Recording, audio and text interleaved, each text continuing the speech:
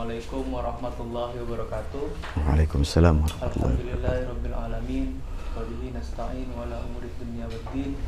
Wassalatu wassalamu ala asrofil anbiya'i wal mursalin wa ala alihi wa sahbihi ajma'in. Amma ba'd. Yang saya hormati Bapak Kepala Madrasah TSFI Putra 2 Pondok Pesantren, Bapak Ahmad Buldan Fauzi SAG, yang saya muliakan para dewan guru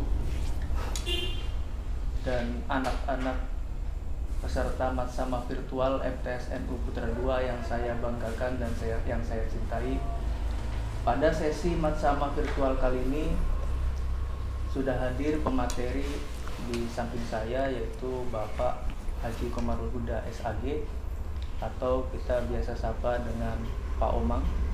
Beliau adalah salah satu dewan guru yang ada di MTSNU Putra 2 dan juga merupakan wakil kepala bidang humas serta guru BK atau bimbingan konseling. Materi yang akan beliau paparkan pada kesempatan kali ini adalah tentang etika dan akhlak. Jadi kita akan sama-sama menyimak pemaparan dari beliau, yang mungkin Pak Omang akan saya mulai dengan pertanyaan, bagaimana Islam memandang, atau dalam literatur yang ada pada ajaran Islam itu akhlak dan etika itu Islam mengajarkan bagaimana? Assalamualaikum warahmatullahi wabarakatuh. Bismillah, wassalatu wassalamu ala rasulillah, wala hawla wala quwata illa billah, amma ba'dah. Anak-anakku sekalian, calon siswa Putra 2 yang Bapak banggakan, mungkin bukan calon tapi setengah, calonnya udah hilang karena sudah ikut MOS. Bapak terlebih dahulu Bapak sampaikan selamat datang di alma mater yang tercinta ini, alma mater yang memang didirikan oleh para masyayikh, para kiai, sempat dulu dikepalai oleh Al-Mafullah Kiai Fuad Hasyim, sehingga Bapak yakin alma mater kita adalah alma mater yang penuh berkah. Sekali lagi Bapak sampaikan selamat datang, semoga nyaman, berkah, dan bisa menapak ke jenjang sukses yang berikutnya. Mengenai materi yang akan kita bahas pada kesempatan kali ini adalah tentang masalah akhlak, ya. Akhlak itu adalah akar kata dari khuluq, jamak akhlak,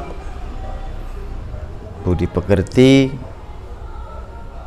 Ada juga yang mempersamakan dengan adab, aduba ya'dubu. Sebagian ulama mengatakan bahwa antara akhlak dan adab itu sama. Ada juga istilah Sansekerta, bahasa Sansekerta, budi pekerti. Itu pun sebetulnya mengakar pada teori akhlak itu. Akhlak perlu kita canangkan karena memang itu adalah bagian atau poin yang salah satu poin yang bisa membedakan antara kita manusia berakal dengan yang tidak berakal. Jadi kan, contoh kita hormat terhadap ibu, itu adalah salah satu contoh akhlak. Contoh budi pekerti, contoh adab. Nah, enggak sama dengan kambing. ya kan? Nggak sama dengan kambing. Kambing beranak, bapaknya anaknya sendiri, kan begitu.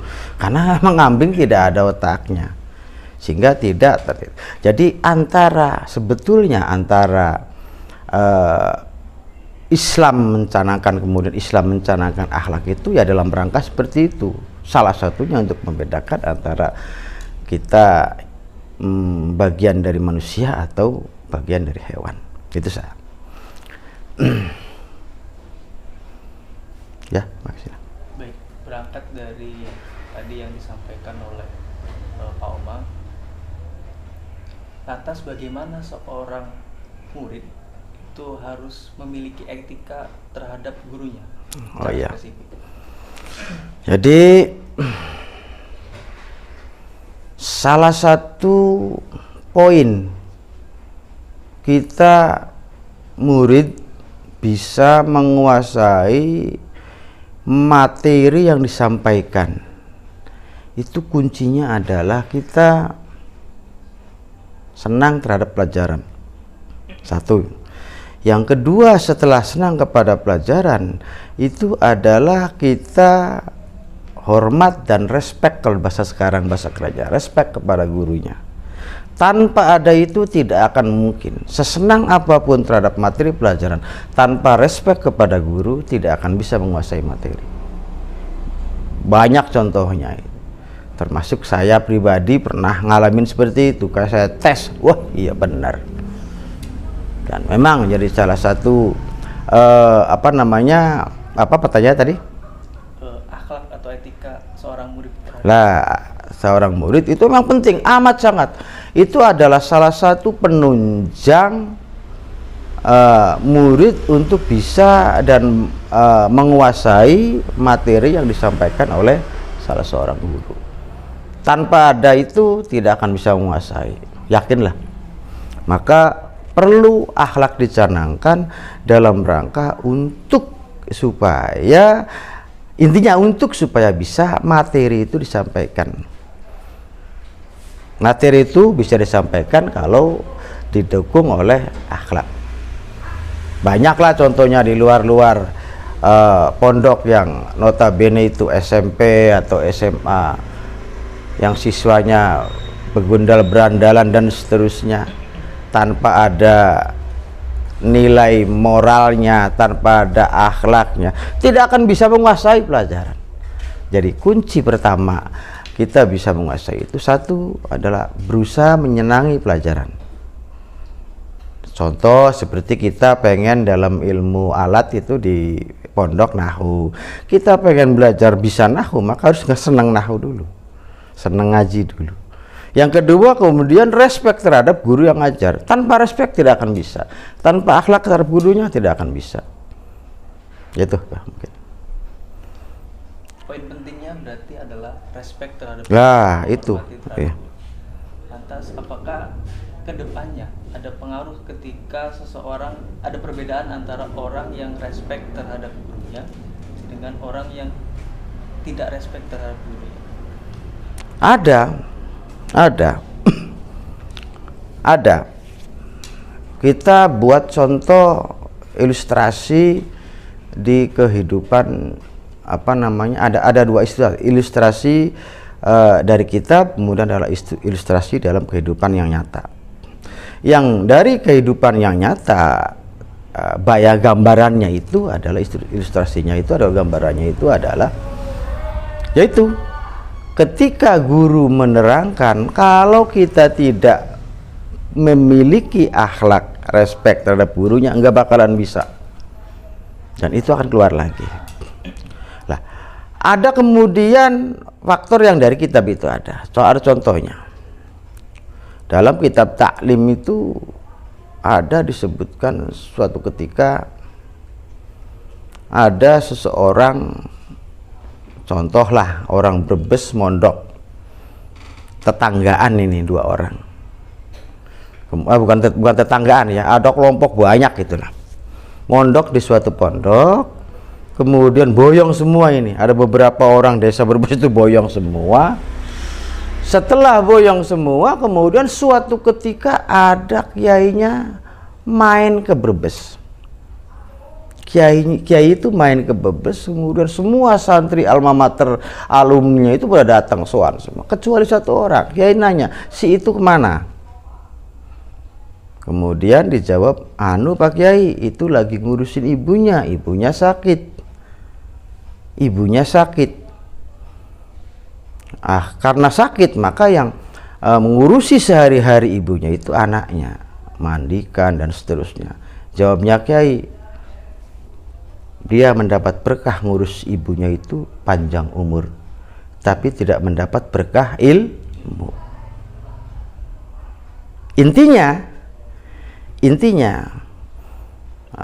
poin yang akan kita dapat ketika kita sudah melaksanakan akhlak yang baik dan benar, kita akan mendapat keberkahan. Berkah dalam arti bisa nanti aziyadah, bertambah apanya? Ya banyak, bertambah ilmunya, bertambah wawasannya, bertambah dan seterusnya ya. Marak terjadi di luar sana bahwa antar satu pelajar dengan pelajar lain ada namanya bullying atau perundungan. Jadi satu anak dibully rame-rame oleh temannya, kemudian ada tindak kekerasan antar pelajar juga. Nah, sebenarnya seorang siswa atau pelajar itu perlu memiliki akhlak untuk kepada temannya atau tidak? Ya, betul. Jadi akhlak itu kan ada akhlak kita terhadap Sang Maha Kuasa. Bagaimana kita berinteraksi, berhubungan, beribadah dengan Yang Maha Kuasa dengan beretika. Sah sholatnya, tapi ndelagdag kata orang sini bilang, songong. Sholat pakai celana pendek, busernya ditutupin, lututnya ditutupin, sah. Laki-laki di tempat sepi seperti itu sah, tapi yang logdog songong itu kan lah. Salah satu beretika, contoh kita beretika kepada Allah itu ya kita berpenampilan rapi ketika melaksanakan ibadah, salah satunya. Kemudian juga kita beretika kepada orang tua, ada kemudian beretika kepada gurunya, ada kemudian beretika kepada sesama. Artinya senasib seperjuangan. Kita harus tahu mestinya dari sini bahwa rasa itu bagaimana, rasa susah, rasa sedih, rasa lapar, rasa bahagia dan seterusnya. Maka mestinya kita harus memiliki respek kepada sesama, mestinya. Dan itu sudah diajarkan dalam kitab taklim juga. Sudah diajarkan bahwa kita dituntut untuk berperilaku, beretika, berakhlak kepada sesama. Dalam sebuah kitab ada dikatakan begini, kita senantiasa berpikir positif, berpikir baik terhadap orang lain. Pertama, kita berpikir baik, maksudnya menilai baik terhadap orang lain. Menilai baik terhadap orang yang lebih tua. Kita dengan mereka lebih mulia mana? Maka akan kita jawab, mestinya akan kita jawab lebih mulia mereka. Kenapa? Karena ibadahnya lebih banyak mereka dibanding saya. Dia sudah 26 tahun, kita baru 13 tahun. Berarti kita hitungannya 3 tahun atau 4 tahun dianggap sah ibadah. Dia udah bertahun-tahun sah ibadah. Yang kedua, kita kemudian menilai baik buruknya diri kita dibanding dengan orang yang lebih muda. Orang yang lebih muda. Lebih mulia mana? Lebih mulia dia. Kenapa? Sebab penilaiannya itu karena dia mah yang 26 menilai ke yang 13 tahun lebih mulia yang 13 tahun. Kenapa? Sebab yang 13 tahun ngelakuin dosanya baru 4 tahun, sedangkan saya sudah bertahun-tahun ngelakuin dosa. Ya tidak. Nah, dari sini itu kita bisa pahami bahwa kita dituntut agar bersikap positif terhadap orang lain. Kemudian masalah merundung tadi itu sebetulnya timbul karena ego dari seorang perundung. Perundung ngerti ya? Perundung itu orang yang suka bully. Jadi ego, merasa paling, merasa lebih tua, merasa lebih lama, dan seterusnya. Hilangkan sifat itu. Berpikiranlah positif. Menilailah positif terhadap orang lain. Baik itu, apalagi yang sepantar. Yang lebih muda saja kita dituntut untuk menghormati dan menghargai, apalagi yang sepantar. Lebih-lebih kepada yang lebih tua. Oleh karenanya, kita berusahalah dalam masa-masa kita menggali ilmu pengetahuan ini, kita berusaha dengan semaksimal mungkin, berusaha untuk diri sendiri tanpa melukai orang lain. Sebab kesuksesan kita ada pada diri kita sendiri, tapi kegagalan kita terkadang terkait dengan orang lain. Ingat itu ya, ingat itu. Kadang-kadang kegagalan terkait dengan orang lain. Awas, makanya jangan suka membuli. Ini hal yang bersifat negatif banget ya. Terakhir mungkin Om, barangkali ada yang ingin disampaikan untuk adik-adik peserta Matsama virtual. Iya, adik-adik sekalian, zaman dulu ada namanya Al-Mukarram Al-Mahfurullah Kyai Zainuddin dari Nganjuk. Beliau itu orang yang alim, beliau itu orang yang istimewa. Beliau punya santri,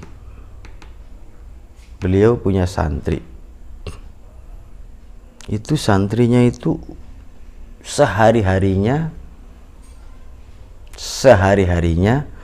itu ngurusin saja kiai. Makanya tidak ada sesaat pun sempat untuk mengikuti ngaji. Suatu ketika kiai itu sakit lama, 1 bulan 2 bulan masih sakit, sehingga santri-santri galau. Santri-santri galau, akhirnya pengurus matur menghadap ke kiai. Kiai ini sudah terlalu lama libur. Bagaimana Pak Kiai solusinya? Karena anak libur, nggak ngaji di sini ada dinia, di sana ngajinya ngaji Bandungan, ngaji yang kumpul bareng gitu tuh. Oh sudah, panggilin si Casmo itu. Nah, seumpama contohnya, panggilin si Casmo itu, khodam yang tadi itu Casmo, dalam Yai, sini mau kemudian ke ketua pengurusnya datang, ini nanti yang gantiin ngaji saya Casmo. Casmo diem saja tanpa bisa berkata apa-apa. Pada waktu itu ngajinya Ihya Ulumuddin, ngaji Jurmi aja belum pernah, suruh ngaji Ihya. Bisa dibayangkan keringet dingin yang keluar Casmo. Si pengurus tadi nggak bisa berkata-kata, dalam hatinya mungkin ngomong, Jurmi aja belum, ilmu yang dasar aja belum, kok kitabnya yang gede, ini gimana ceritanya Kiai? Ya udahlah, nurut. Akhirnya anak-anak siap di masjid, ngajilah kitab Ihya.